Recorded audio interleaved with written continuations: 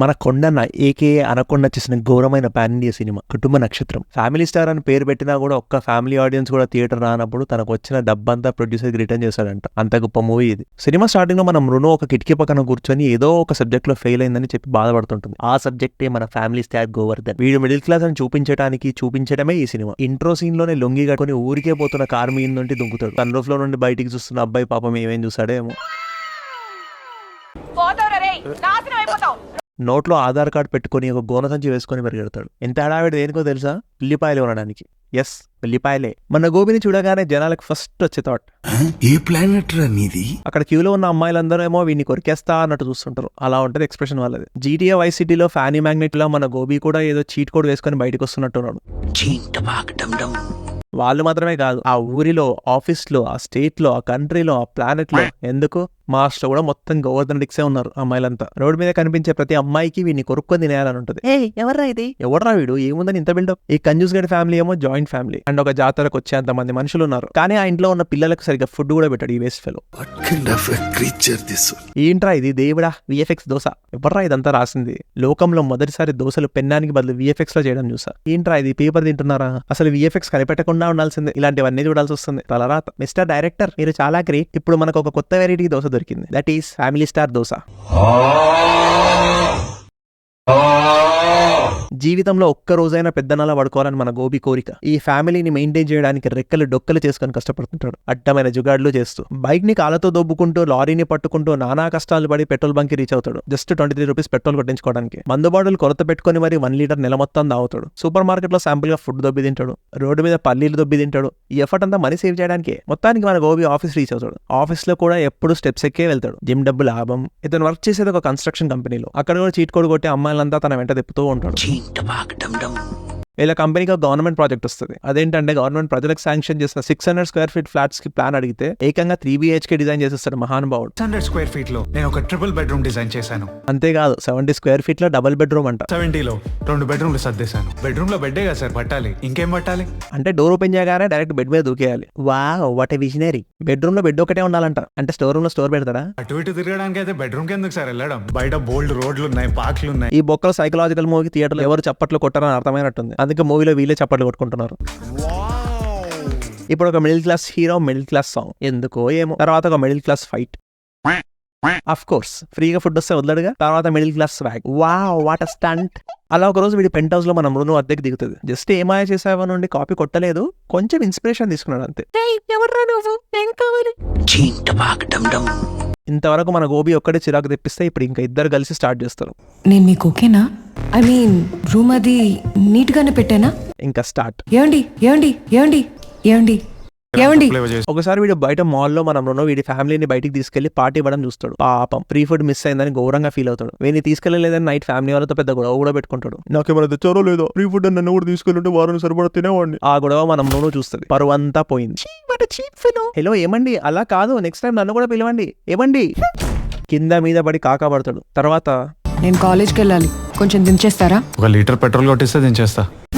సర్లే అని petrol కొట్టించక college లో డ్రాప్ చేస్తాడు. మళ్ళీ ఈవినింగ్ కూడా పెట్రోల్ కొట్టిస్తాను కానీ ఎగేసుకొని వస్తాడు. వీడిని 1 లీటర్ పెట్రోల్ కాడు. ఇప్పుడు ఒక సాంగ్.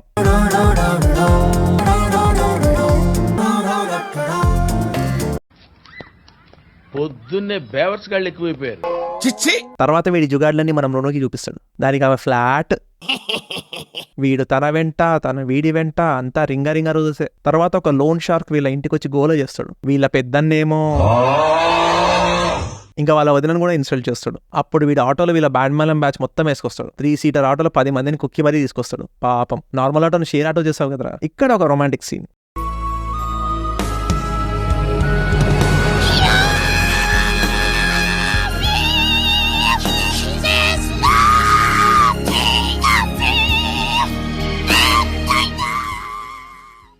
తర్వాత ఆ పిల్లల ముందర అందరినీ కొడతాడు.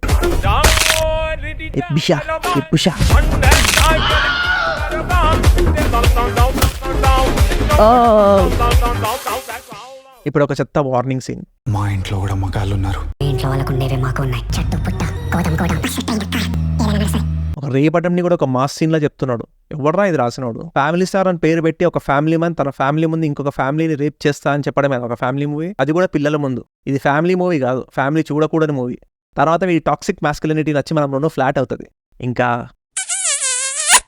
మొత్తానికి మనం రుణో సెట్ అయింది అనుకునే లోపు గోపికి ఒక కొత్త విషయం తెలుస్తుంది. అదేంటంటే మనం రుణో వీడి మేడ మీద దిగింది వీడిని లవ్ చేయడానికి కాదు, వీడి వింత కథ మీద బుక్ రాయడానికి. వాహ్, వాట్ ఏ డెడికేషన్. ఆ బుక్లో వీడి చిల్లర లెక్కలన్నీ డీటెయిల్డ్గా ఉంటాయి. వీడి పిల్లలకు ఫుడ్ పెట్టకపోవడం, బైక్ తోసుకెళ్తూ పెట్రోల్ మిగిలించడం. 1 లీటర్ పెట్రోల్ కొట్టిస్తే దించేస్తా. ఒక 3 పేజెస్ చదవగానే మనం రుణో హ్యాండ్ ఇచ్చేదని గోపికి అర్థమైంది. ఆవేశంగా వెళ్ళి మనం రుణతో యానిమల్లా బిహేవ్ చేస్తాడు.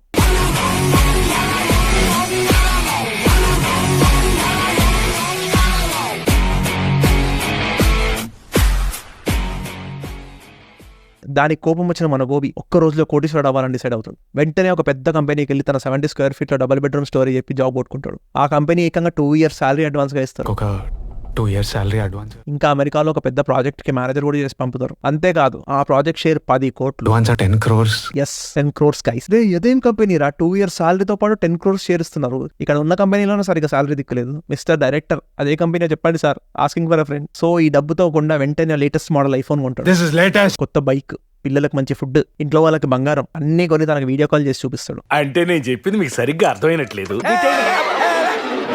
ఇంకా వాళ్ళ కొత్త ఆఫీస్ చూపించి షో చేస్తాడు. అబ్బా, ఏం బయ్యారంగా పోతున్నారా, వాట్ ఎ ప్రొఫెషనల్ గాయ్. తర్వాత మన గోబికి ఇంకో షాక్. ఆ కంపెనీ ఓనర్ మనం రుణు ఫాదర్ అండ్ ఆ company CEO my name Renu. Indu, my daughter, and the CEO of this company. వీళ్ళు కొత్త ప్రాజెక్ట్ చేయడానికి ఇద్దరు కలిసి అమెరికా వెళ్తారు. ఫ్లైట్ లో పాపం ఫస్ట్ టైం అనుకుంటా. ఇప్పుడు ఒక deleted scene. Hey, do one thing, mix all the brands in a bottle and keep it here, ఎవరురా నువ్వు ఇంత టాలెంటెడ్ ఉన్నావు? మొత్తానికి అమెరికా రీచ్ అవుతారు. అక్కడ కూడా ఈ కంజూస్ గాడు తన చిల్లర్ బిహేవియర్తో మనం రుణకి చిరాకు తెప్పిస్తూ ఉంటాడు. మళ్ళీ జుగాడ్లు స్టార్ట్.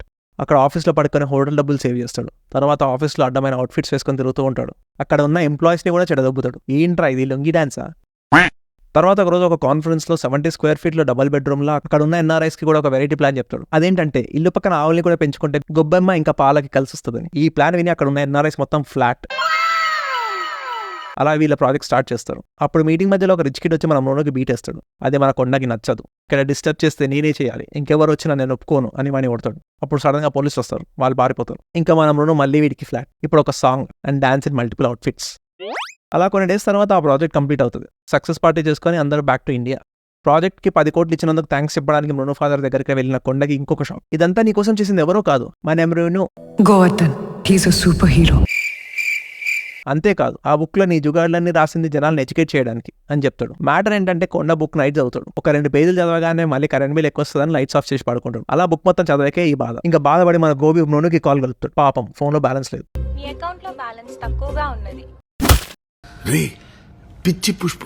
అది మాత్రమే కాదు, ఆ రోజు కొండ కొట్టినవాడు పోలీసులకు భయపడి పారిపోతున్నప్పుడు పెద్ద యాక్సిడెంట్ అయ్యి వాడు కోమాలోకి పోతాడు. వాళ్ళ తాత ఎమ్మెల్యే. అతను కోమాలోకి వెళ్ళిన తన మనవడిని చూసుకోవడానికి అండ్ రివెంజ్ తీర్చుకోవడానికి మన మృణుని కిడ్నాప్ చేస్తాడు. పెద్ద ప్లానింగే ఇది. అది తెలిసిన గోబి మృణు కోసం ఆ ఇంటికి వెళ్తాడు.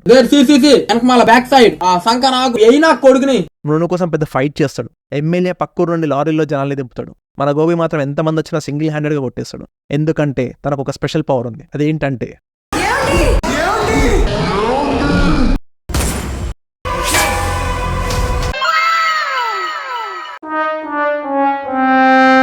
పాపం ఈ విషయం తెలియక బుల్లెట్ ప్రూఫ్ ఫెస్ట్లు కొంటున్నారు కదరా మన గవర్నమెంట్. హాలీవుడ్ చూసి నేర్చుకోండి అయ్యా. కోట్లు ఖర్చు పెట్టి గ్రాఫిక్స్ చేయడం కాదు, దోశలు వేయడం గొప్ప. తర్వాత ఎమ్మెల్యే కూడా ట్రిపుల్ బెడ్రూమ్ లాగా ఏదో స్పెషల్ డిజైన్ వేసిస్తా అని కన్విన్స్ చేస్తాడు. అంత ఫైట్ తర్వాత గోబి మన మృణుని తీసుకెళ్తాడు. మళ్ళీ ఒక సాంగ్ మధ్యలో పెళ్లి చేసుకుంటాడు. అమ్మయ్య, ఇంకా ది ఎండ్. ఇంతకా బుక్లో ఏం రాస్తుందంటారు?